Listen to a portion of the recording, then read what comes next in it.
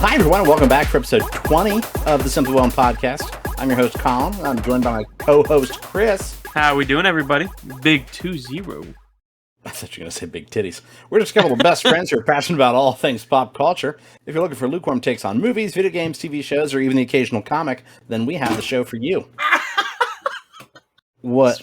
Just fucking bashed my knee on my desk. Golly. Did it pick up? Maybe. I was too focused on making sure I said my stuff. We'll clean it up and post.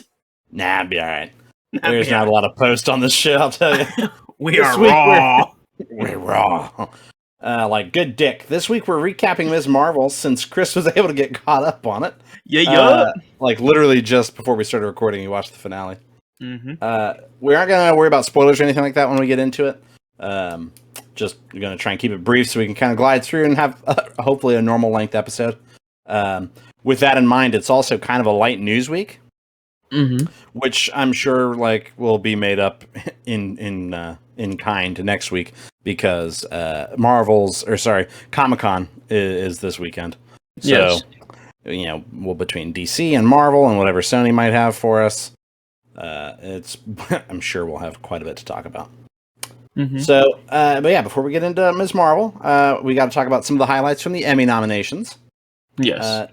The fact that Top Gun Maverick just won't fucking stop. Sony introduced a new loyalty program for their PlayStation users, and Walt and Jesse are back in Albuquerque. Yeah, so if you're ready to talk about it, I'll just throw it at you. Yes. So, Emmy nominations. I wanted to mark... I kind of copied it and pasted over the nominees for Best Drama Series and Best Comedy Series, and then thought I'd talk about the bits that jumped out at me. So, for Best Drama Series, Better Call Saul got nominated, as well as Bob Odenkirk got nominated as Best Actor in a leading role for a drama series, and Ray Seahorn, she got nominated for the Best Actress in a leading role in a drama series. Let's see, Euphoria. Zendaya was nominated. I want to say she's the youngest person nominated twice. I think was the caveat that I saw in there.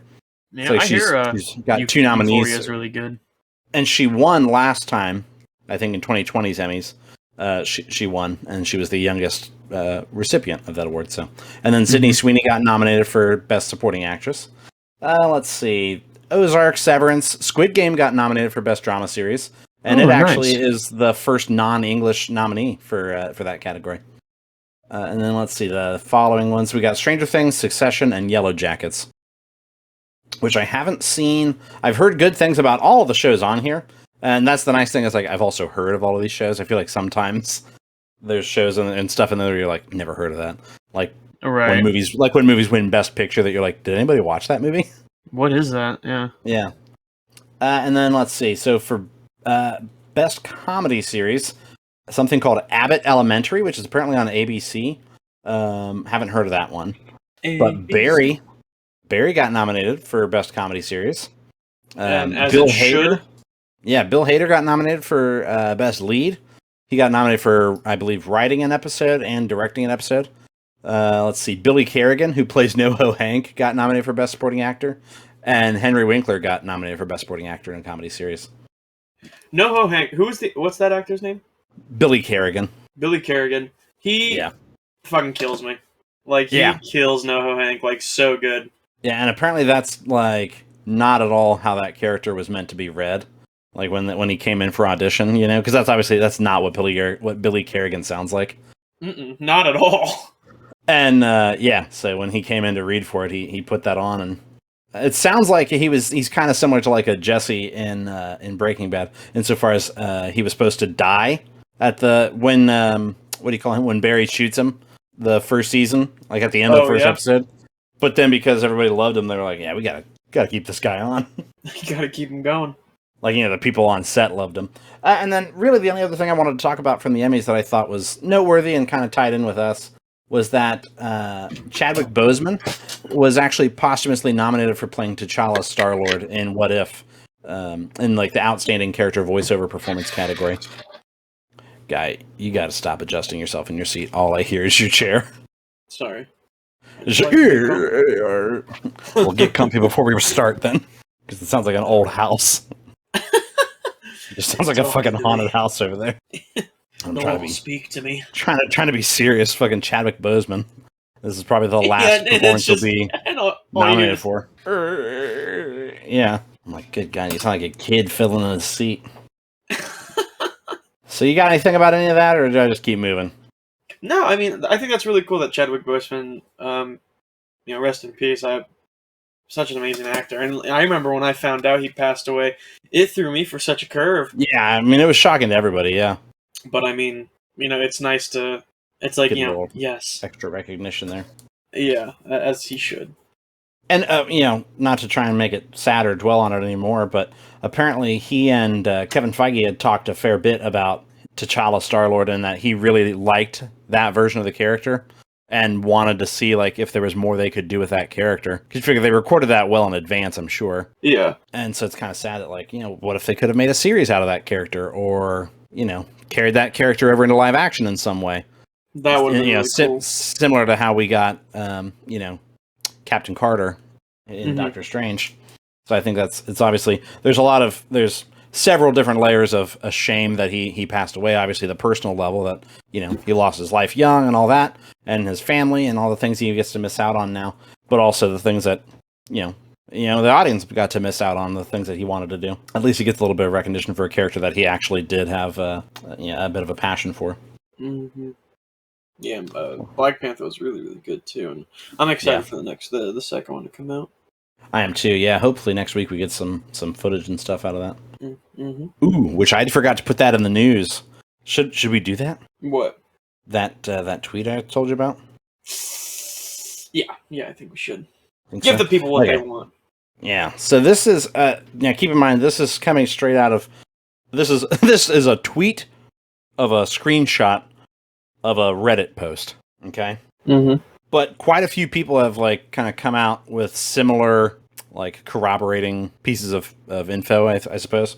Mm-hmm. So this is all subject to just be strictly rumor, but this is a Tales from the Mod queue. It says, welcome back to another special edition of Tales from the Mod queue. Today we have information to share with regards to San Diego Comic-Con and the future of the MCU. As always, take this all with a grain of salt. So kind of like I just said. Most of this could be wrong, but maybe some of it's a sliver of truth. So this is basically leaked lineup for Marvel's San Diego Comic-Con. So next week, hopefully we get proven right. Yes. So hopefully we'll see, it says Deadpool. Ryan Reynolds will be in attendance to announce the next Deadpool movie, which isn't titled Deadpool 3. And director Sean Levy is set to send in a video. So I'm not sure if that means like a video of Sean Levy, like a face cam thing, or like if he's sending in footage. I don't know that they've even started filming, so I don't know what they would be. Which, I mean, I kind of figured that we might see some Deadpool stuff since they're now starting to talking with the writers about what it's like to work with Disney, and we've got Sean Levy on as the director. It's obviously in the early enough stages, or the late enough stages, that they're probably getting ready to start production. Mm-hmm. I really do hope that Disney was just kind of like, nah, keep doing your thing. Like, you're just in it. Yeah. Which, I mean, the writers made it sound like it's been pretty easy going. There hasn't been a lot of, no, you can't do that. I say, of course they have. Imagine how much money they're making now. Right, yeah, I mean, you're going to make your money. Black Panther. Disney. Mm-hmm. Ryan Coogler, Denai Guerrera, Tana Huerta, who we didn't talk about it a few weeks ago. Tana Huerta is set to be Namor the Submariner. So kind of, not to make comparisons directly, but he's an Aquaman type character. From Atlantis, can commune with fish, things like that. Dominique Thorne, which I believe, let me double check that, but I believe Dominique Thorne is who is going to play Ironheart. Mm. Do you think we're going to see an Iron Lad? I don't know, maybe, but I wouldn't be surprised if they maybe combined.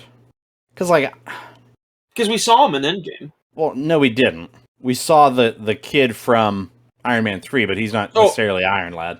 Yeah, but I thought it was heavily rumored that he was going to play Iron Lad, if they were to do one. I think people just were like, oh, maybe they'll bring him in as Iron Lad. I think it was just people wondering, and speculating, as opposed to true substantiated rumors. Because I think it'd be odd to have an Ironheart character who is kind of a young Iron Man type character, right? Yeah, Dominique Thorne is Ironheart, so that's correct on that. Riri Williams. But sorry, let me get back to reading here. So yeah, so Dominique Williams will be there, and they're going to present their first trailer for Black Panther: Wakanda Forever. It says. Mm-hmm. And then Secret Invasion, which is the Disney Plus series that they're running with Samuel L. Jackson obviously being Nick Fury. And, oh man, I completely lost his name. The actor who is the leader of the Skrulls in Captain Marvel. I can't think of it. But I'll think of it as soon as we sign off. If only somebody had a computer. You're my guy in the chair. Actor.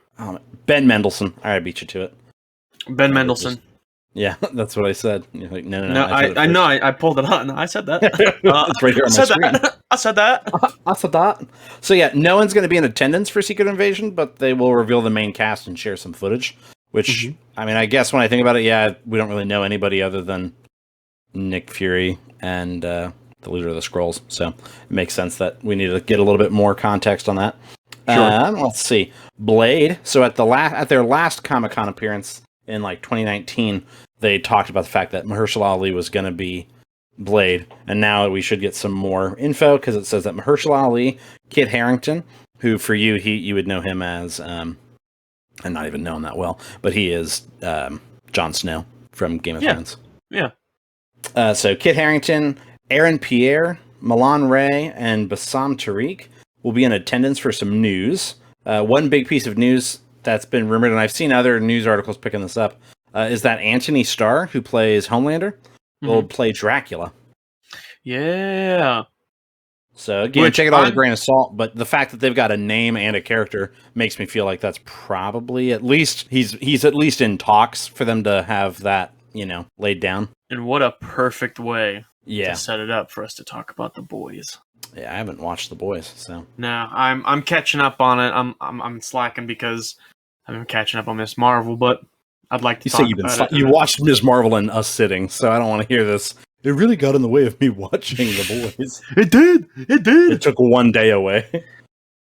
Speaking of Ms. Marvel, The Marvels, Brie Larson, Iman Vellani, and Teyana Price will all be there when they show their footage.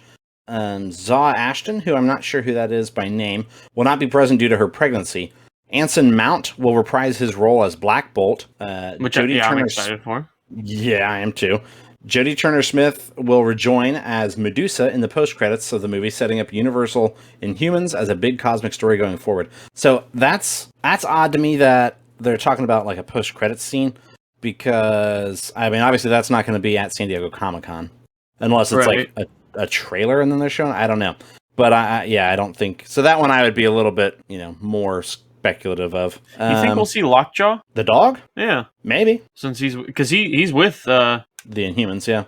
Black Bolt. Yeah, maybe. I just know that like the Inhumans show didn't do well, so I find it odd that they're like, all right, we're going to take a second crack at this. And also, like, once we get into Ms. Marvel, there's another weird thing about the Inhumans. So World War Hulk was originally going to be a movie, it says. I know. It is now being turned into a 4-part series for Disney Plus that may have a small theatrical release. This could possibly be the big Avengers event before Secret Wars with many big characters. They kind of just slipped that in there. I don't know. I mean, obviously there hasn't been any confirmation, but everybody seems to think that Secret Wars is like the next Avengers level threat. So, I mean, maybe, who knows? And then Guardians of the Galaxy Volume 3. Go ahead. I was going to say, who's the threat in Secret Wars? Is it Galactus? No, so there's been like 3 versions of Secret Wars, but if I think the one that would be the easiest for them to adapt would be, so in the 80s they did the Beyonder, which is basically an alien who pulls everybody to I just completely lost the planet, but it's basically like nowhere. Okay. And has villains, heroes all teamed up, and they're just fighting to try and survive. And the comics, honestly, are really hard read now because it's so intertwined with like other comic stories that lead into it. That it's like so dense. You're like, what the fuck is going on? You know what I mean? But there was a more recent one with Doctor Doom and the Fantastic Four kind of playing a center role, and it's more about like multiversal stuff, like the incursions that came up in Doctor Strange. And we also saw Reed Richards. Yeah, which John Krasinski. He may not be the MCU's Reed Richards. I don't know if you heard that or not. Why? Still, chill out, relax. You're blinded by John Krasinski. Relax. No, Kevin Feige said that it was when he and Sam Raimi talked about it. He was very much apparently he's a casting choice that a lot of fans have. And so let's give them what they want, kind of as like not a throwaway, but like throw the dog a bone kind of deal. Right. So it might be here. There you go. You saw him as Reed Richards, and then he got turned to spaghetti and his head exploded. That's true. That was and good. Also, yeah, it was really good. Let's see here. But yeah, so I think that might be the Secret Wars that they go with, because we already know that we are getting the Fantastic Four in the MCU. Right. And, it makes sense to tie in with the multiverse stuff, and it's a more recent comic story that people would have read. Guardians of the Galaxy Volume 3. A majority of the cast will be in attendance, and they will show some footage. Ant-Man and the Wasp Quantumania. We'll see some footage with actors Rudd, Lillian Newton present.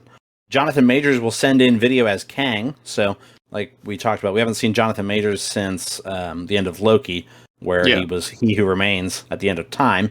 And then, obviously, he's supposed to be a Kang variant. And that little stinger at the end was Loki going back to the TVA, and there's just a massive statue of Kang the Conqueror, and it's very Planet of the Apes. Oh, yeah. Oh, I'm so excited. I really liked Loki. I did, too. That's one of my favorites. Wonder Man will be announced with Henry Golding as Simon Williams. An interesting detail is that Evan Peters is returning as Ralph Boner from WandaVision. May have a new name. He'll likely be a side character in the show. And then the Which I was talking about. Do you think they're going to try to bring back Quicksilver? I don't know, maybe. But I feel like, it's a weird one to go, like, to cock tease us like that. Mm-hmm. With, that's a very crude term, I apologize. Cock teases with Evan Peters as Quicksilver, and then him to not be Quicksilver, and then to go actually Psyche was. Yeah, it feels a little flippy floppy. That makes sense.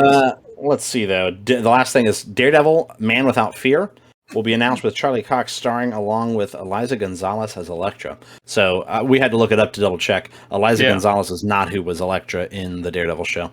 So I don't know if it was they didn't have interest in that actress, or if she didn't have interest in returning. Or if it even came up, you know what I mean? Right. But yeah, so, and again, it's all a grain of salt. It might not even be true. So, yeah, just I thought that was at least worth shaking a stick at, Right. See what came running out. Like I said, we got to talk about Top Gun Maverick, because it just won't stop making money. So, it has passed $600 million domestically, which makes it Paramount Pictures' highest domestically grossing film of all time, just beating out Titanic. Mm-hmm. Which Titanic was a monster movie when it came out, so it's kind of crazy to think that, like, my God, it's getting toppled. This makes me think more and more about, like, the sequel question, honestly, because money is obviously a major motivator for studios, and you would think with that Paramount's looking at this and going, all right, what do we do with that next? Because it's obviously like we're shitting gold right now. All right. So, I was thinking about it. They may try and make a streaming series for Paramount Plus, since it's a relatively new, service. That they might be like, how can we pivot? And okay, obviously people like Top Gun, but then I wonder if the question is, do they like Top Gun the property, or did the people that like Top Gun the property show up first, and then everybody heard it was actually a good movie, and then that's why it's made money week after week. But so I think either way, they are going to try and they're going to find another way to make money out of this property, because, my God, it's making so much money. So, like, a stupid amount. Like, too much money for Top Gun. I wonder what it's... let's see. Box Office Mojo. I want to see what its worldwide is right now. Yeah, it's got $1.2 billion. That's too much money. Like, we've talked about it. Like, that's in 52 days. We've talked about it. That's Marvel money. Like... Yeah. That's bananas. My God, yeah. $1.2 billion. Anyways, yeah. I just thought it was worth noting that game is still that movie is still making money this, 52 weeks in. Or, sorry, not 52 weeks, 52 days in. Mm-hmm. And, and I think it'll continue to do so. And I just hope that the studio doesn't take away, the wrong message and be like, shit, just crank out Top Gun. Let's turn Top Gun into the next Fast and Furious franchise. No, please. You heard it here first, folks. Right. Stamp it. Just fucking Top Gun 9, They go to space in that one. Mm-hmm.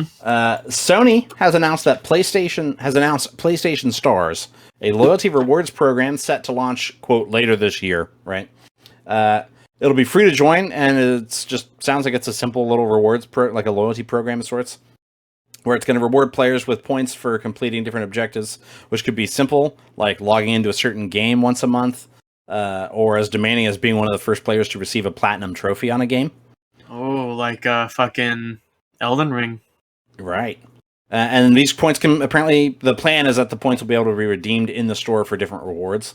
The quote from PlayStation's blog, which this is just set to come out, like I said, later this year. They were kind of vague about some of the details, where they're still working out the kinks of it, I'm sure. But the quote was that the catalog could include PSN wallet funds and select PlayStation Store products. So I'm not sure what exactly that means, where if it's like, oh yeah, we're going to give you a free game as a reward, or, you know, like you can redeem points for games, or just straight up, here's money in your account, which kind of made me think, because they talked about also receiving credit simply by making purchases in the store. So I'm wondering if it'll be similar to like on the Switch, how, you know, the Nintendo Store, you get points when you buy stuff, and then you can get like $1.60 off towards your next game on the next purchase you make through the store. So I wonder if it'll be something like that. That'd be cool. I think it's just, obviously it's an attempt at them to kind of push more digital offerings, with the fact that like they just expanded their PlayStation Plus tiers, with like having the base and then the premium and then like the Daddy fucking chill. Insane. Whoa. What? You want to run that by me again? Whenever I plug my phone in, it tells me Daddy chill.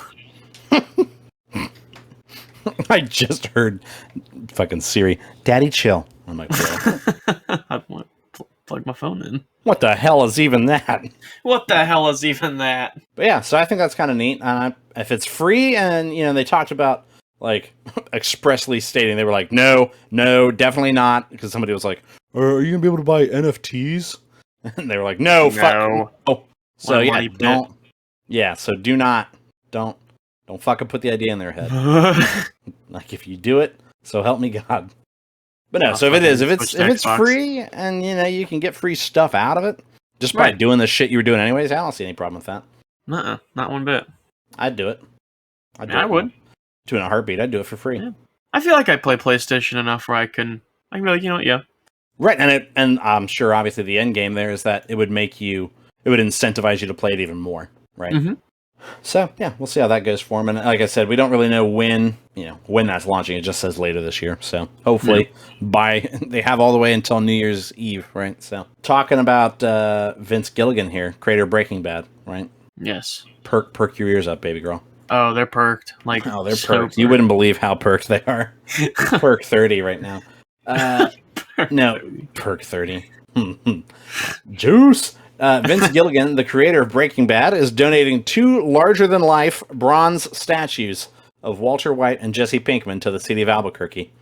And he said, quote, over the course of 15 years, 2 TV shows and 1 movie, Albuquerque has been wonderful to us. I wanted to return the favor and give something back.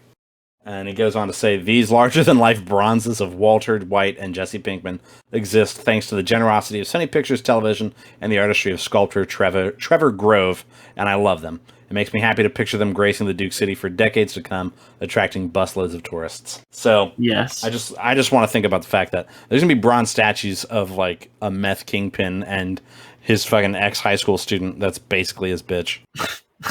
Just in Albuquerque. Broad daylight, like, what are you going to tell your kids?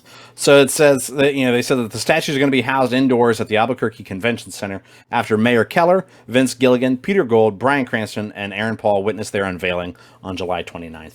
So yeah, like, the fucking mayor's going to be there. Like, it's going to be a whole thing. And it's like, but also, I mean, I'm sure there is a legitimate amount of tourism that the show has brought to Albuquerque. Right, and like that's what I was literally just thinking is like, I've never heard of Albuquerque besides Breaking Bad. Right, I only knew of Albuquerque because I had family that lived close to it. But beyond that, like, yeah, it would not have been on my radar. I want to see. I know that at one point the restaurant that was Los Pollos, yeah, that was Los Pollos Hermanos. Yeah, it's a big, like, not a gift shop, but like a tourist attraction. Yeah, let's see. I'm gonna see if it's still running. So it says. Yeah, I think it is. According to Business Insider, the Los Pollos Hermanos restaurant is an actual restaurant in Albuquerque, New Mexico called Twisters, which is open for breakfast, lunch, and dinner, and boasts a menu that includes burgers, burritos, and rather than fried chicken. Right. But yeah, so you can still go there and be like, "Yo, where's Gus at?" Yeah, Mr. White. Yo, Mr. White. But no, this might make me travel to fucking New Mexico just to see these bronze statues of Walt and Jesse. Jesse. But no, like I said, that's put your dick away, Walter. We're not having sex right now, Walter. There's this meme I have saved, and I mean, I overplayed it. And Correct. It is just Mike Armentrout, someone voice acting as him. And it's just not bad still, either. No, it was good, but it was just a still image of him. And it just says, put your dick away, Walter. I'm not having sex with you right now, Walter. Yeah. It's not right now. No, yeah, the fact that it's not right now. And the casuality of it makes me think that it's not the first time. Like, they may have fucked in the past. But not right now. Not right now. Like, put your dick away, Walter. Put your I'm dick not away, having sex with you right now, Walter. Gas. Gas. Welcome back to Gas or Pass. That meme? Gas. It's gas. Let's see here. Talking about Ms. Marvel. Are you ready to talk about Ms. Marvel? Let's burn through it. I'm so ready. Let's do it. Burn through it. All right. So, do you have a synopsis for me? Yeah. So the synopsis I have pulled up. Just you got to get a mechanical keyboard so you can do the bit like I do. Yeah. So as I was saying before I was interrupted, Kamala Khan is a normal teenage girl who dreams of being a superhero, working with the Avengers. When she goes to a party, an unexpected fog rolls in, and she finds herself talking to Captain Marvel, who gives her... Wait, what? That's not it. That is, I think, just legitimately Ms. Marvel. The comic book. Kamala is a superhero fan with an imagination, particularly when it comes to Captain Marvel. Kamala feels like she doesn't fit in at school, and sometimes even at home. That is, until she gets superpowers like the heroes she's looked up to. What do you think of that? That's basically what I said in that show, but moving on. Moving right along. Was there an echo in here? What was that? Let's see. We got Iman Vellani, who plays Kamala Khan, who I thought was, like, she was really good. Yeah. Again, Marvel's kind of gotten pretty good at doing, casting age accurate, right? Where, like, Kamala Khan, Iman Vellani is legitimately like a 16, 17-year-old kid. And, she's 20. I'm a liar. She's 20? Yeah. Oh. She was born she'll be 20. She's 19. She was born September 3rd, 2002. But even still, I mean, it's better than, like, you know, the old days when you got Tobey Maguire playing a high schooler who looks 30, you know? Which was fine at the time, but as you move along, you're like, man, why do all high schoolers in movies just look like adults? It's because they are. They were. They were 28-year-old people playing 16-year-olds. What are you going to do? What are you going to do about it? You got Matt Lintz playing Bruno Corelli. Zenobia Shroff was her mother, who apparently her character's name is Muniba. I didn't know that. I was just her mom, you know? Yeah. And then Nakia, her friend, is played by Yasmin Fletcher. Mm-hmm. And then you've got Kamran, who's played by Reese Shah. And her father is Mohan Kapoor, plays Yosef Khan. Her dad fucking killed me. The entire thing. And then I almost forgot her brother. Her brother is Sagar Shaikh. And yeah, her brother's name is Amir Khan. Mm-hmm. So, if you want, I figure we'll just do it kind of roughly chronological, but we're not going to get hung up on episodes. You know, we're just going to go, oh yeah, I liked that from that episode, or I didn't like that from that episode. And then at the end, we can just kind of talk about the series as a whole, things that stood out to us as missed opportunities, things that we liked they included, things like that. Yeah, I'm down. So episode 1 is called Generation Y, and that's just your rough introduction to her of, hey, here's this girl. And I like the opening to that. Of it being, very interesting. She's a YouTuber. Shots. Yeah, she's a YouTuber and she goes by Sloth Baby, and which I don't know enough about the comic book character. I wonder if that's a legitimate character trait of hers, kind of like Peter Parker being a photographer. Mm-hmm. But I mean, her character has always been that she's a fangirl of the Avengers, and I do think it's interesting that we're seeing that kind of in the MCU now, where like Kate Bishop in Hawkeye is a a fan of the Avengers. Right. Like the world has existed long enough that there are heroes in it that remember when the heroes started showing up and can be inspired by them. But so the whole setup is that her and her friend Bruno are trying to make her, because she is particularly obsessed with Captain Marvel. Right? Yes. And I did like that, how her retelling of what she called the Battle of Earth from Endgame was different and was very much, Captain Marvel is the best Avenger and all that. Yeah. Yeah. And it was like relatively true up until the point of her just basically laying Thanos out, and that's that. Yeah. You know, reality. when it's Iron Man when in is reality, the best Avenger. Well, he's the deadest Avenger. She tried that. And then Whoa. Too soon, man. Yeah, it'll always be too soon for you. Yeah. Just start calling you Bob. You're always bobbing up and down on that dick. Jesus. All right, guys. Thanks for listening to the episode. That is crass. Yeah. I hope Spotify allows that kind of talk. Oh, they definitely do. Welcome back to Gas or Pass. Pass. No, so you weren't a fan of that? You weren't a fan of Bob? No, it's pretty funny. It's pretty funny. You liked it. I can't take credit for that. I think I used it last week, and it's from a TikToker that I've seen. I gotta find that guy's name, because he's the guy that does the warehouse worker. Oh yes, I know that guy. Yeah. Steve, how do you expect me to go so fast with a broken handleys? What's a handleys? Handleys, not Steve, and walk away. Nuts. Yeah, handleys, not Steve. Oh my god. Yeah. In fact, oh, here he is. My god, what are the odds of that? Felonious Falafel. Not a sponsor, but no, yeah, my god. Check him out. He does good stuff. If you're a TikToker, check out Felonious Falafel, because he makes funny shit. He did one the other day. Like I gotta gas him up. He did one the other day that had my wife and I rolling, and it was if the Second Wizarding War took place in the South, and he just screams at the top of his lungs in his best Southern accent, "Avada Kedavra!"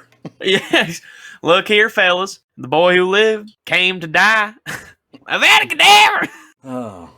But anyways, yeah, I stole that Bob from one of his videos. I didn't steal it. I borrowed it. You're bobbing. I liked it. I'm bobbing on him. Yeah, call me Bob now. Everybody's bobbing on dicks. Let's move on. Kamala wants to be Captain Marvel at the first ever AvengerCon. She's going to cosplay as her, and Bruno Corelli are souping up a suit for her. Which, honestly, as far as cosplay goes, not a bad suit. Right. Like, it looks like a legitimate cosplay that you'd be like, yeah, that's a pretty good cosplay. Excuse you. Ooh. Yeah, there was chunks. I don't want to talk about it. So moving on. Yeah, we'll just keep moving. We're going to pile through. Yeah, so her fucking, the whole premise is that they wanted you to bring a little bit of yourself to the cosplay, right? Mm-hmm. And so her grandmother, who they're all she's of Pakistani descent. Yep. Her parents are first generation immigrants, and she her grandmother sent a box of junk, as her mom puts it, and she finds a bangle in it that she's like, I'll wear that. That'll be mine. A little bit of me, right? Well, at the AvengerCon that she sneaks out for, she slaps on the bangle and shit goes wild for her, right? She all of a sudden hands start growing. Yeah, she can all of a sudden she does that weird little fall backwards into the ground and then flips. What are you doing, guy? Damn it, I'm trying to be quiet. I'm getting comfy. I'll tell you, it is the exact opposite. I'm trying to be quiet, and it's just... Moving on.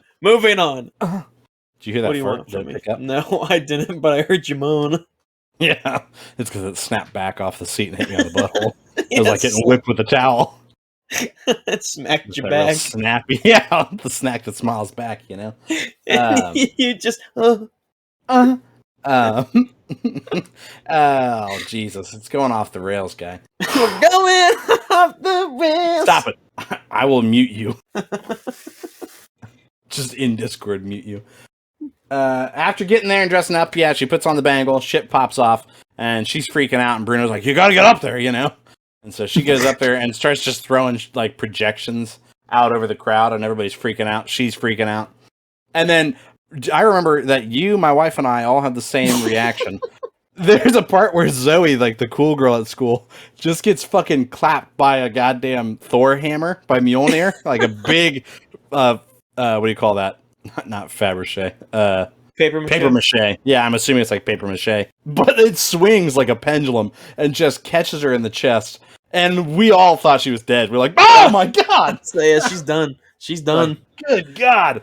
But luckily it's not, because it was light. She's able to just like grab onto it, like her hands went through it, and she's just swinging on it. But then it does legitimately almost fall on her. And Kamala, that's when you first see her use truly use the power as an extension of herself, and she reaches out and catches saves her, right? Mm-hmm. And yeah, so she's freaking out, and Bruno takes her home. Which again, I don't want to try and dwell on one episode at a time. But I did really like something from this that didn't really come up again in the rest of the episodes that I hoped it would, was the kind of like environmental stuff of like her incorporating her doodling and stuff. Yeah. Where like as they're walking home, they're talking about what her piece of herself could be, and you're seeing like all the different characters that she's talking, and and they're like coming up as graffiti. And then as they were texting each other, the texts were coming through the environment, which was kind of cool. And it was just nice and visually different and interesting. And I wonder if it has something to do with who directed that episode. Because I'm looking on Wikipedia here, full disclosure. And Adil and Bilal directed this episode and the finale episode. And I noticed that in the finale, the same thing happens, sort of, with like her doodling out her plan. Yes. And so I'm wondering if that's something that they liked, Mm-hmm. I liked it. I thought it was kind of a nice way to incorporate the fact that she's a doodler and she is a planner, but in like a big picture kind of way, Yeah. She dreams big, because her plan involved like jumping their bikes over a bridge onto the top of a bus. Yeah. And then I like that you even pointed out when they go to actually execute the plan, she looks at Bruno like, are we jumping? And he's like, no, no. He shakes his head, no, we're not doing that. We're going to take the steps. But yeah, so episode 2 is obviously her trying to figure out what's going on with her powers and trying to train herself. Bruno, who's very sciencey, he actually got accepted into Caltech. He's doing a little bit of research, and he figures out that the bangle activated her own superpowers. It's not just the bangle giving her powers. Her friend Nakia, they attend that party with that was organized by Zoe. Yes. And that new senior Kamran, that she's like... Mm-hmm. We made the comment that... like, Kamala Khan is just, she wants to date everybody. Yes. yeah, you ain't gotta say it. She wants to date everybody because she is portraying a 16-year-old. But yeah, everybody... 16, I was like... Yeah, everybody that you met... everything and anything. Yeah, everybody that you met, you're like, is there chemistry here? Is this a thing? Like, is this a thing? Because, like, and I think there was a little bit of that, and I don't know if it was good, bad, intentional, accidental...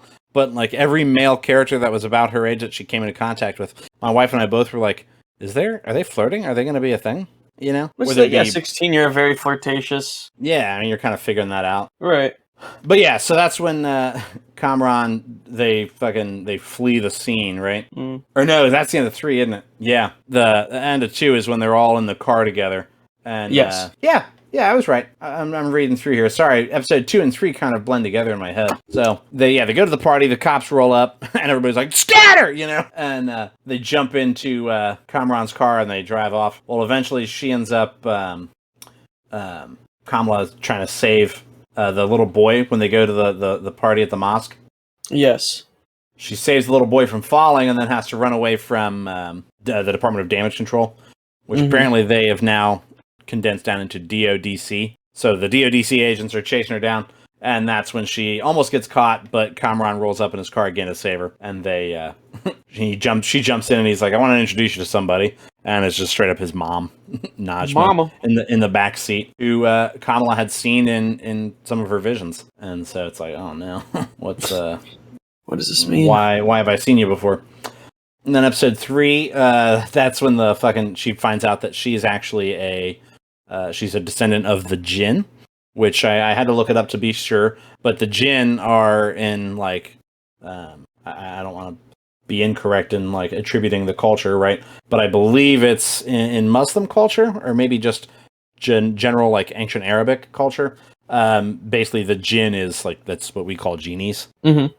And they've been exiled from the newer dimension. And so this is a very big departure from Kamala's origins in the comics. Mm-hmm. Where in the comics, she's an Inhuman, which I kind of brought up earlier. I think it's weird that they changed her origin to not be an Inhuman. if they are then going to turn around and bring the Inhumans in.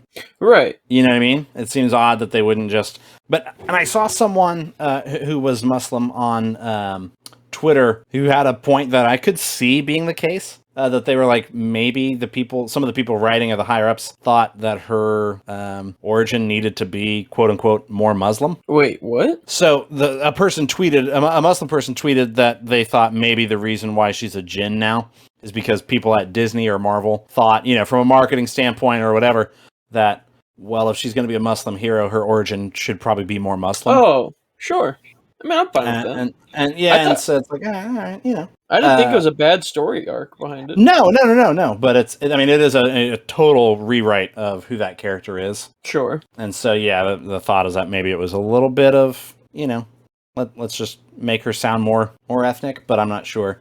I thought it flowed well, and it gave you a good, good background of why the she's at odds with these clandestines, as they call themselves, which are the 5 people that she meets, who are, also of Jinn descent, right? And they've been trapped here. And she also reveals that the bangle that she's wearing was straight up, like, it might be the key to help them get back home, but they need the other bangle. Mm-hmm. And so Kamala's like, yeah, I'll help you guys out. And Bruno straight up is like, I think that could be dangerous. Like, I don't know why you're agreeing to do this. She's like, it'll be all right. If we can find a safe way to do it, it'll be all right.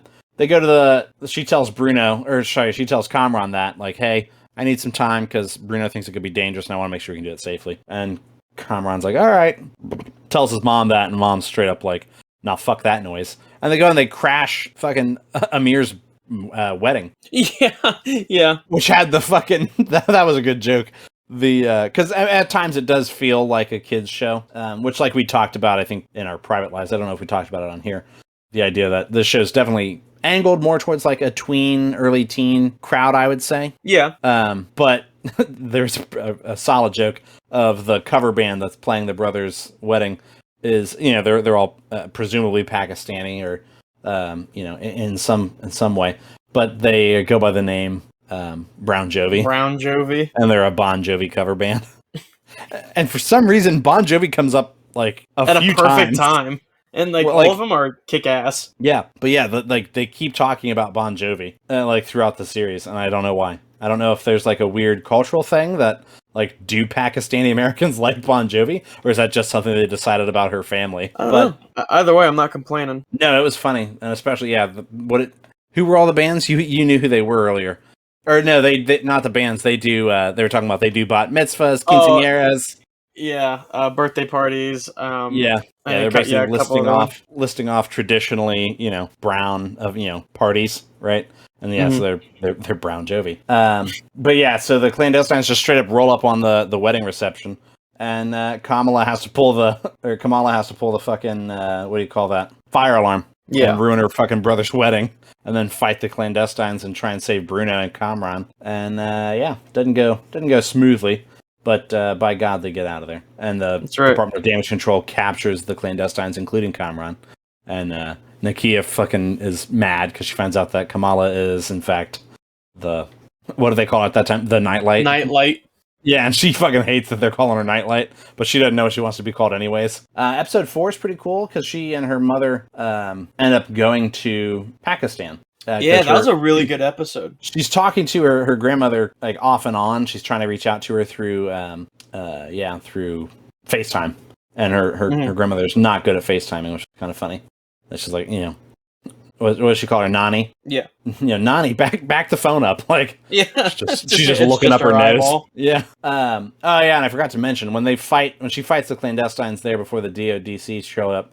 She straight up has a vision of a train, like crashing at her, and that's what triggers the trip to Pakistan. As the grandmother calls her on FaceTime and is like, "Did you see the train too?" And she's like, "What the fuck?" And so she's like, "You and your mom gotta come to Karachi," and so they do. And so Kamala and her mom go to Karachi to reunite with her grandmother, and she kind of pulls Kamala aside while they're there, and is like, "That bangle's trying to tell you something through the train. Not positive what, but you gotta go figure that shit out." Right. Yeah. So she's like, all right, word. And she goes does all that. Yeah, pops off, goes to the train station, all that. She meets the Red Daggers, which are kind of like a vigilante group who are cool. trying to take down the clandestines. And they originally thinks she's one of the clandestines, which she kind of is. She's like clandestine adjacent, right? But yeah, so she meets Kareem, who he's the Red Dagger, like her age guy, right? Right. Another one of the characters that my wife and I were like, she got the hots for this guy, Right. Yeah. It did. I felt in that one. Oh shit! I can't remember his name. What was it? Kareem or what? The Red Dagger? Yeah. Yeah, Kareem. Kareem. I felt Kareem was very flirtatious towards her. Yeah, But she was dishing it back, so I don't know. I don't know, man, but yeah, Live your life, man. That's all I gotta say. Live your life. Yeah, what you got to do. Yeah, so Kamala finds out that Waleed, their leader of the Red Daggers, she finds out from him that the clandestines are trying to break the veil of Nur and just bring Nur into the human world and destroy everything. And so that's not very cash money. The clandestines fuck up the DODC and just break out of the Supermax prison. And Najma just straight up abandons Kamran. Like, she's like, get fucked, loser. And ditches him for what she perceives as a betrayal of him just defending Kamala. There it is. Oh, God. I'm going to have to take a puke break. No. Kamala begins training with the Red Daggers to kind of master her powers, and they get quickly interrupted by the clandestines. Chase, keeps going on for him. And like you mentioned, Waleed straight up kills one of the clandestines, and then Najma just kills him. And like kind of just shoves him over the edge of the railing. It's very non-ceremonial. Like, he's dead, shoves him over, and you're like, whoa. Yeah, and that was... Yeah, we talked about that episode. I was mind-blown. I was not expecting that. Yeah. And so they have a pretty cool fight in like a little courtyard, I suppose, of like maybe some apartments or housing with like the clothing lines and stuff. And I thought that was kind of neat. And she is helping Kareem fight off the clandestines when Najma like jumps at her and she catches the blade with the bangle. And for some reason, it sends Kamala back in time to the partition, which is, for people that don't know, the partition in Pakistan/India was when Pakistan and India were separated off into their own two things. And a lot of people died in just the chaos of trying to move millions of people across the borders in both directions. And there was not enough supplies and supply chain and all that, and it was a mess. It was a scary time. And you get the vibe that her grandmother really didn't want to talk about partition, which makes sense if it was a kind of a hard thing. But also, the only thing that they bring up is that her mother got separated from her father. Kamala's mother talks about partition, and that when they were fleeing the country, her mother got separated from her grandfather. And the quote the story is always told that a line of stars led her back to him, and somehow she found him in the chaos, and they got on the train and they left, but her mom didn't make it, right? Right. Well, snap back to reality, right? Kamala gets sent back to partition. It's India in 1942, and you get to see Aisha, who would be, I guess, Kamala's great-grandmother. Mm-hmm. And you find out, like we said, she was a clandestine, and you get to see her falling in love and kind of get a little bit more background on what's going on there, and the idea that fucking Najma has always kind of been a shitbird and a dick about trying to get back to Nur. Because she finds Aisha, and it's basically like, after Aisha's had a kid with, oh god, I completely lost his name. Hassan is the great-grandfather. Yeah. But yeah, Aisha's had a kid, obviously Nani, with Hassan, and Najma doesn't give a shit. She's like, yeah, you got that bangle, or what are we doing here? Yeah, and, what's the story? She's like, yeah, it'll take me a little while to get it, and Najma's like, all right, well, I'll be back tomorrow, so have it for me. That's when Aisha's like, all right, we got to bounce. And that was kind of a tough moment, because like Hassan's dad apparently built the house that they're living in, and he doesn't want to leave it. And it did kind of get to show you the human side of things in like a superhero story, where this is just a real. It's real. Yeah, it felt very a real human story of this is what it was like in partition, and obviously this is, I'm sure, a little bit sanitized because it's Disney Plus. Sure. But the idea that they're just burning houses down in the countryside, and there's a bunch of civil unrest, and it's not cool, and they're just trying to get out, right? Mm-hmm. And that was actually very stressful, the scene of them at the train station. Yeah. Because there was just so many people, and it really did convey like how chaotic and scary that would have been, and how easy it would be to get separated. Mm-hmm. And thinking about it being 1942, like they at one point they do get separated, and it's like, I mean, you don't have a cell phone to call and go, where are you at, right? Right. That might be the last time you ever see somebody, which for Aisha and Hassan it does end up being the case, because Aisha basically tells him, take, I can't think of what the daughter's name actually is, Sana. I was like, I just keep wanting to call her Nani. But, the grandma, as the little girl, she gives her to the husband and says, take her to the train, I'll be right back. And basically turns around and goes back to fight Najma and gets ganked. She gets stabbed right in the gut. Yeah. And left to just bleed out. And little girl Sana goes back to find mom. And Kamala is actually there right now. That's the point in time that she gets sent back to. And it's like a weird, I guess, like a closed loop, almost like a paradox, I guess. That's what I was thinking. Because she gets sent back in time to the point where she gets to see her great-grandmother Aisha dying. Aisha gives her the bangle and is like, make sure that you get this and the... or no, the bangle's already on Sana, isn't it? Mm-hmm. So she just gives Kamala the photo of Hassan and is like, make sure that Sana gets this. And...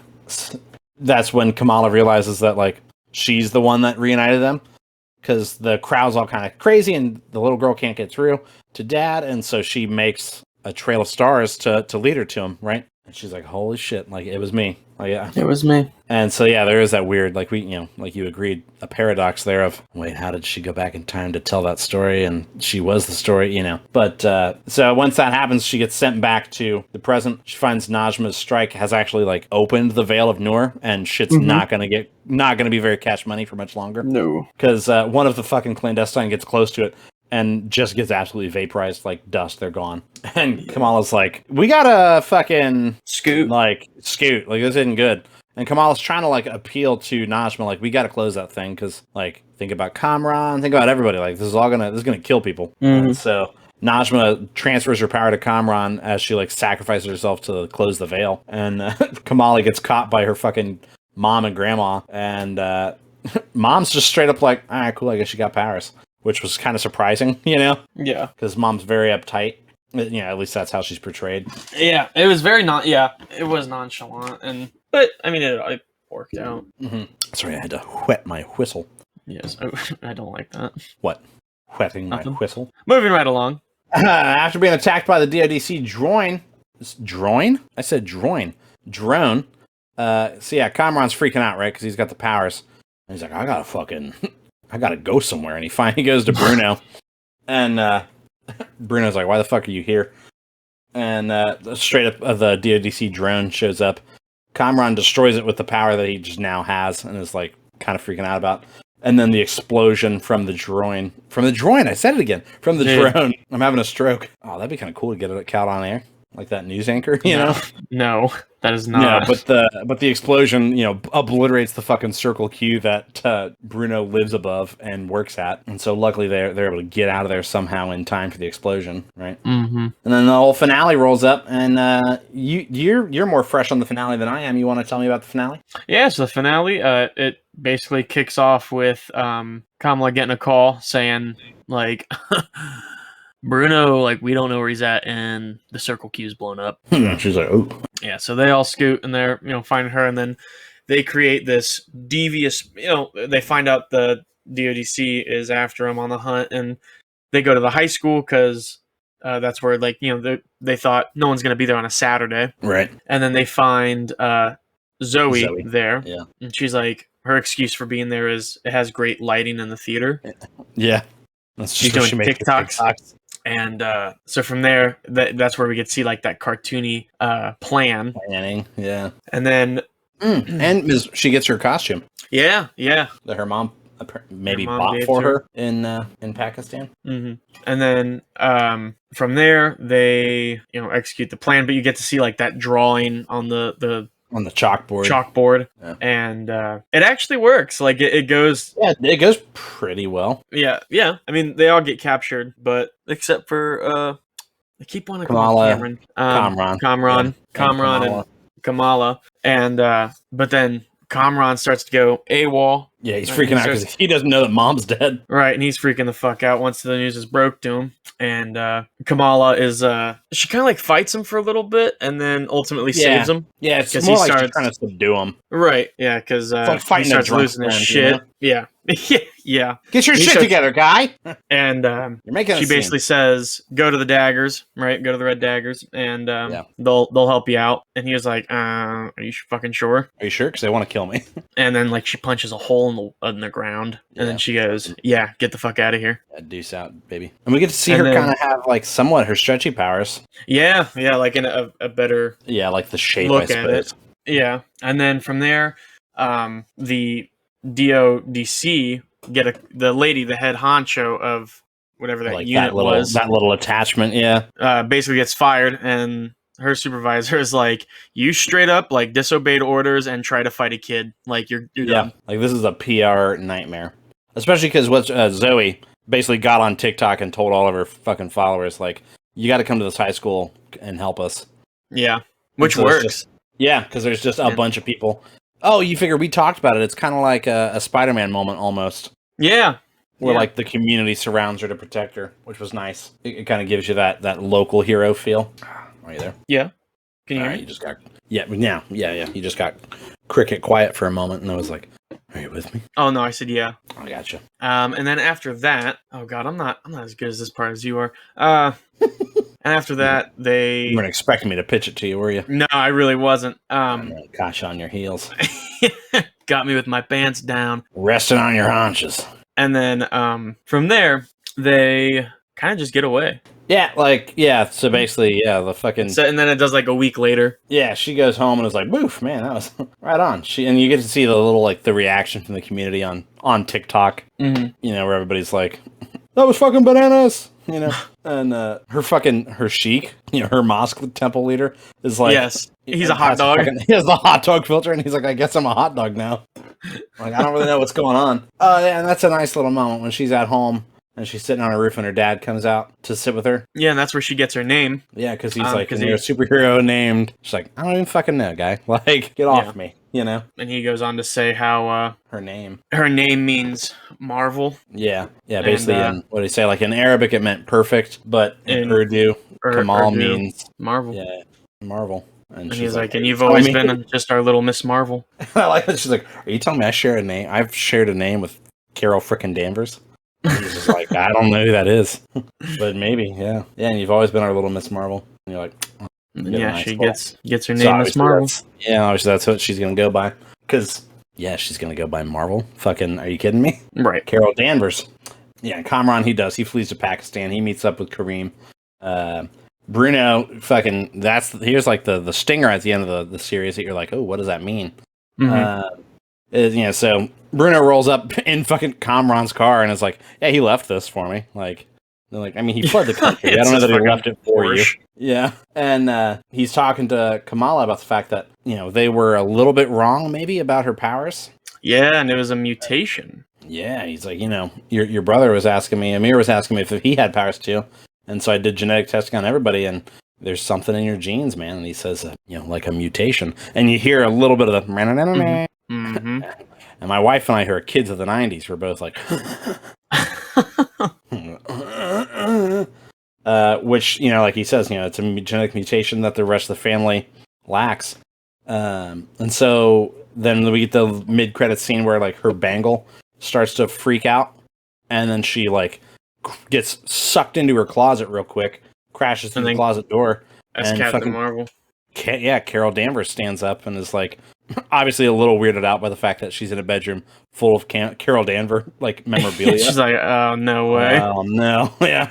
And, so obviously the implication there is that her and Carol Danvers switched places. So wherever Captain Marvel was at that point in time, I would assume Ms.Marvel got sent to, and like you said, hope it ain't nowhere bad, you know? Right, yeah, I hope it's not like in the middle of a fight or nothing. Yeah, because they've got very different power sets as far as like skill ability right now. And so I saw somebody ask, because her original, in the comics, Kamala originally like she's a shapeshifter. Right. As opposed to having like the weird crystal powers, which is why she's stretchy, is she can change the shape of her body and all that. Well, she originally fights crime as Carol Danvers, like she changes herself to look like Carol Danvers until which they kind of do in this, where she dresses up as, again, her cosplay costume, right? Yeah, with the little mask with the blonde hair poking through the top like the mohawk. Yeah, and it's supposed to be that whole thing of, like she says, I think to Bruno, that it's not the brown girls from Jersey City that save the world. So when she becomes a bit more comfortable with being herself and being a Muslim 16-year-old Pakistani girl who's also a superhero, she kind of decides to just be that, right? But so I saw somebody asking if that was legitimately Carol Danvers or if she just discovered she could shapeshift. And I'm pretty sure it was just Carol Danvers because like the costume changed and she wasn't wearing the bangle and she did seem more not surprised that she was Carol Danvers, but surprised that she was just randomly in a bedroom that had a bunch of Captain Marvel memorabilia. Yeah, and she's awkwardly looking around like, well, no. Yeah, so and then we get the stinger at the end of it all that says, Ms. Marvel will return in The Marvels, which is the sequel to Captain Marvel.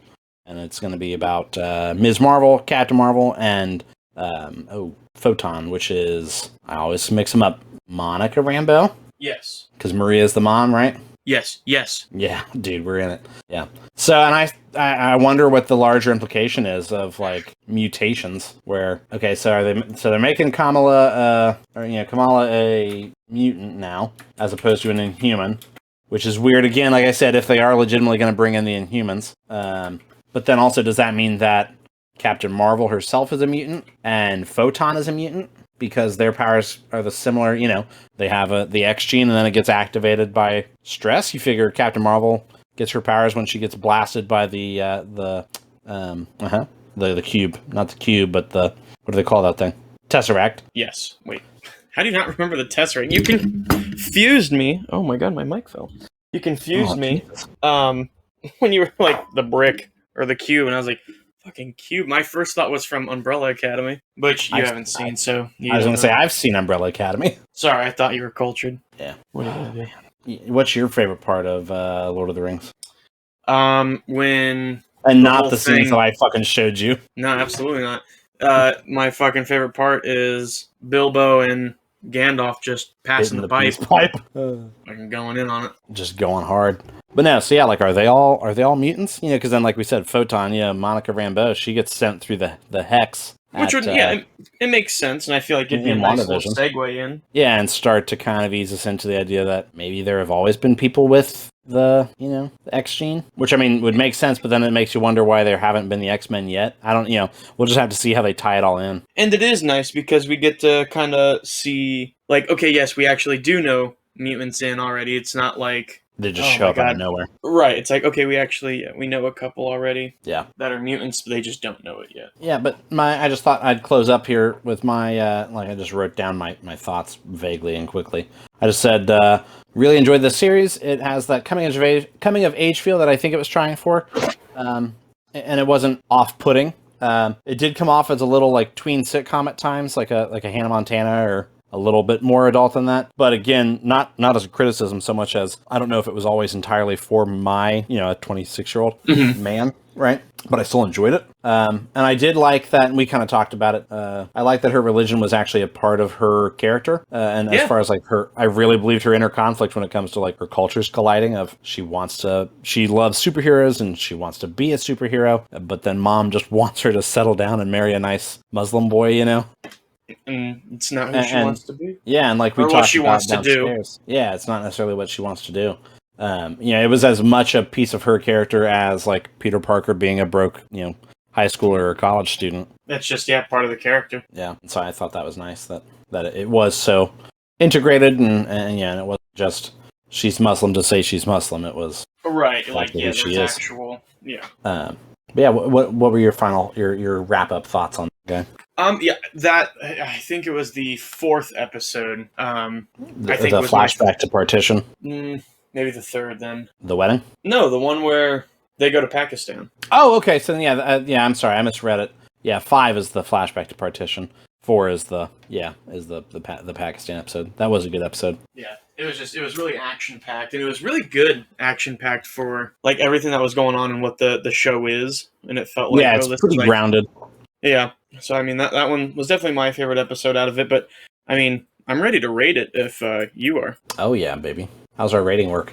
So yeah, you can either be overwhelmed, if you're overwhelmed with something, you can be underwhelmed, which is let down, or you can just be simply whelmed, which is somewhere in between. Yeah. Brother Colin.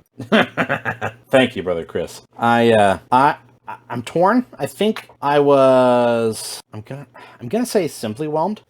Only because I didn't think it was going to be bad, but I enjoyed it more than I thought I would. But as far as the Marvel shows go, I think it's pretty middle of the pack. Sure. So it wasn't, I wasn't sure if I was going to like it or not because I wasn't sure how young of an audience they were shooting for. You know what I mean? Mm-hmm. So it overwhelmed me in that way. But then it was underwhelming as far as Marvel shows go, where I was like, okay, it was good, but it wasn't the best. It wasn't, it was pretty middle for me. Wasn't gas. It wasn't gas or nothing. So I think I got to land on.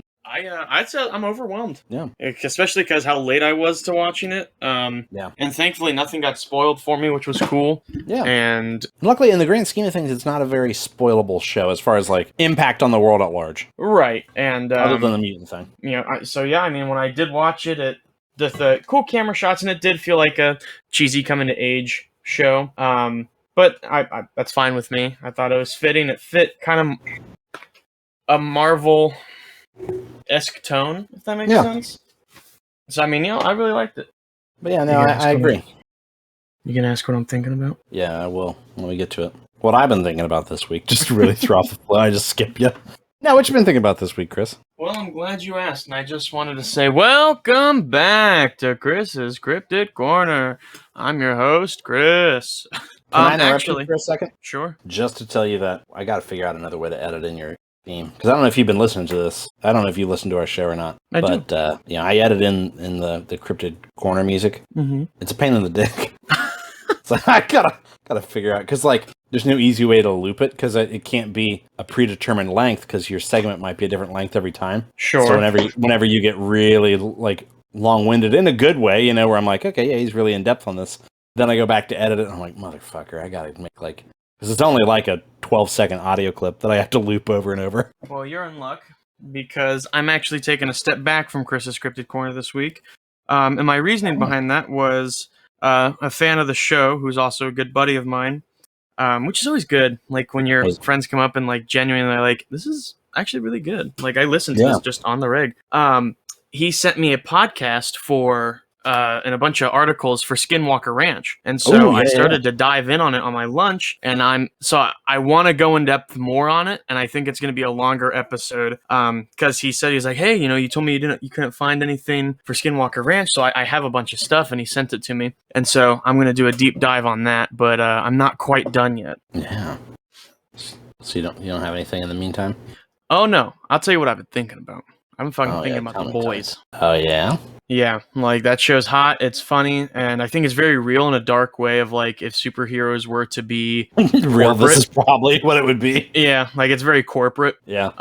And so like that just amazes me, and I'm still on the first season, so I mean I can't really talk about anything. But I mean that shit's been blowing my mind lately, and I'd like to do an episode or at least a little tidbit. I'll tell you what. Since I gave you such, I'll tell you, mother.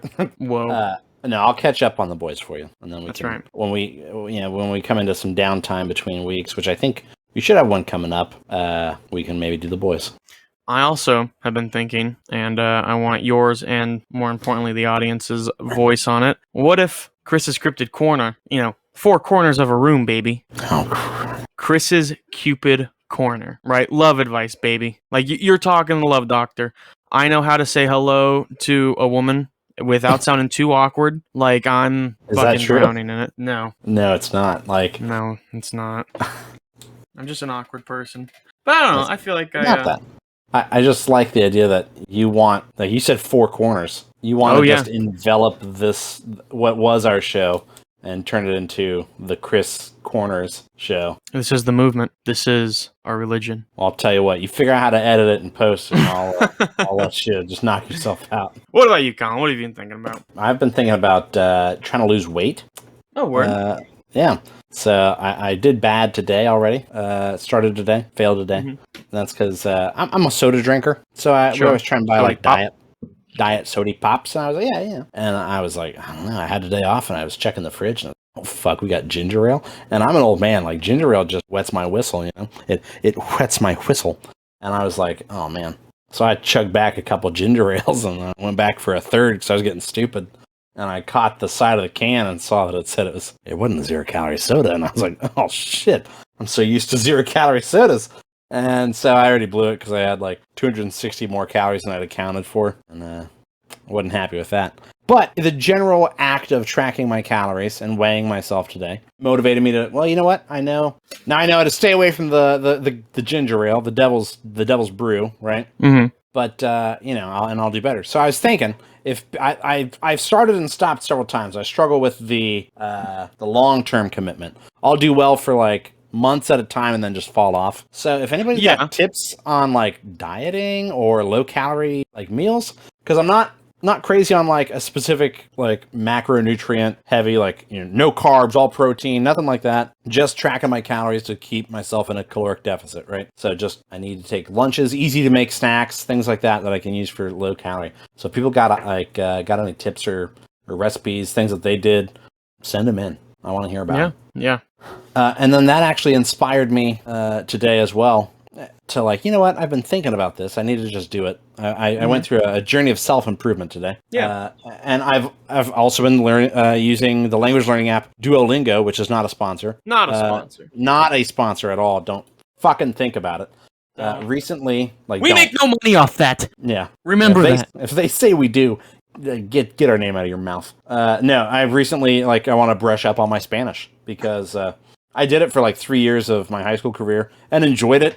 And I was pretty good at it, you know. Mm-hmm. And recently at work, you know, at my work, I come into contact with, you know, people who speak primarily Spanish as their main language and have little to no English. And so I've always been able to like make my way through with broken Spanish and them with broken English, and we find some middle ground and we're able to communicate. Right. Right. Well, here recently, I've had to do it like several times in a day, several days in a row, and I found myself struggling more than I feel like I should. You know, I'm like, oh man, I don't remember how to say that, or I feel like I used to know how to say it. So I was like, I got to brush up on my Spanish. Well, I'll tell you what, I've been doing it, and it's fun. Like the Duolingo app is fun. Again, not a sponsor, but if you can make learning fun, my God, Duolingo does it. Duolingo does it. That's an accomplishment. So, not a sponsor, just an endorsement.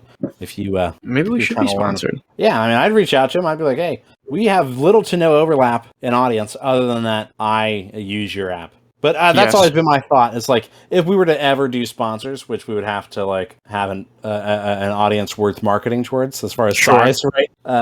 I would want it to be something that I legitimately used and believed in. You know what I mean? I don't want to be like, what's the fucking the app that's always on TikTok ads? The game, was it Top War or some shit like that? Yeah, I'm like, I don't. Get that shit out of here. Like, no, I don't want to see it. I'm not doing it. But yeah, if Duolingo, if you want us to sponsor, you know, hey, hit us up.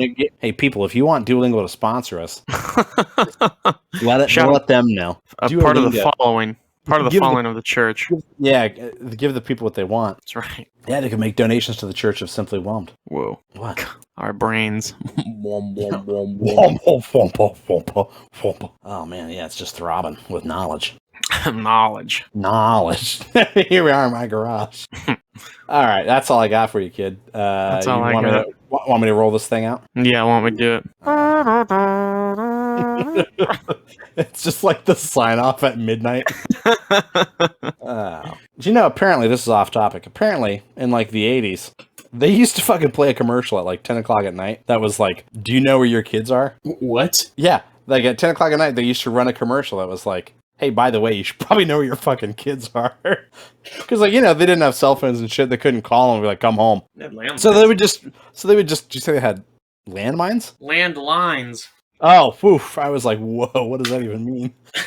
Just keep the kids off the lawn, you know? You just hear a poof. You're like, God damn it, the neighbors came out again. The neighbor's cat triggered a landmine again. But no, I just think, what the hell? Like, you know, at least mom used to tell me, like, when the streetlights come on, it's too dark, you gotta come in, you know? Right. No, like, moms just had to be told, hey, don't forget you have kids, you know where they're at? By the way. Your 2 kids, Timmy, Tommy, where they at? No, who knows? But yeah, if you guys want to, you know, we want to thank you guys a lot for your attention and support. Lots and lots. Of course.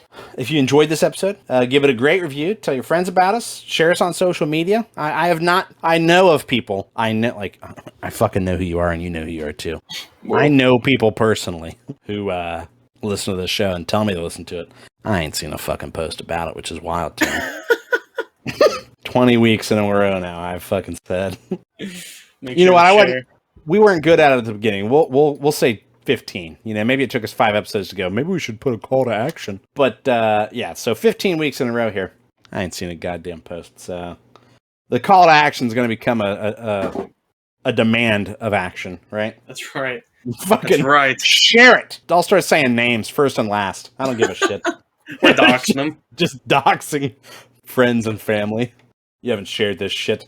No, but for real though, word of mouth can be a really big endorsement. And you know, if you want Duolingo to sponsor us, you got to share this shit. You know, they got to know that we exist and that we want. You know, we gotta pay for these movie tickets somehow. You know, That's right. Yeah. Chris, Stubbs if people want to get in number touch with us, yes, AMC Stubbs, man, not a sponsor unless they want to be. I'll tell you what, if they want to sponsor me, they got to get the fucking Nicole Kidman ad out of there. I refuse to take their money until Nicole Kidman is no longer in front of the fucking movies going, cinema is amazing. Chris, if you wanted to get a hold of us, get in our Instagram is Simply Whelmed Podcast, as well as our Facebook. Our Twitter handle is whelmed_simply. And then, of course, our email is simplywhelmedmailbag@gmail.com. What are we on YouTube? Oh, yeah. Simply Whelmed Podcast on YouTube. Next week, we're going to be discussing whatever news we get out of Comic-Con and giving our review of Jordan Peele's next film, Nope, which I am, like, absolutely hyped for. I'm jazzed. Like, I keep getting ads for it, and I'm like, oh, you can give me those ads. Like, I don't even care to see these ads. 9 times out of 10, I get shitty about ads, but nah, give me them. Here, we'll keep it. I'll watch it. I'll let it happen. Yeah, I won't even put the phone down. Keep that shit up. That's what you're watching. Yeah, I'm watching it. I'm watching it. It's not even an ad. It's just a TikTok to me. Let's see. Yeah, next week, Nope. Comic-Con. Might be a long episode, depending on how much we get out of Comic-Con and how much we have to say about Nope. And then the week after that, I believe we have Prey. Oh. I might be wrong on that, but let me double check that. Oh, you know what? Yeah, no, I think it will be. It's either an off week. I'll have to double check. Does Prey come out the 5th? I don't know off the top of my head. I don't either. If it comes out the 5th, we'll have an off week, so maybe that's when we talk about The Boys, but I'll have to do some major binging if that's the case. But either way, Prey and The Boys will be probably our next 2 episodes in any order after Nope and Comic-Con. Yes. So, look forward to all that schnazzy stuff. Thank you, everyone, so much for listening. We will see you next Wednesday. That's the end of the show, Chris. Tell everybody bye. Bye.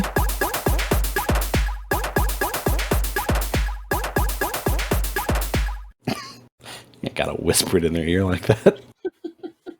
Creeped me out.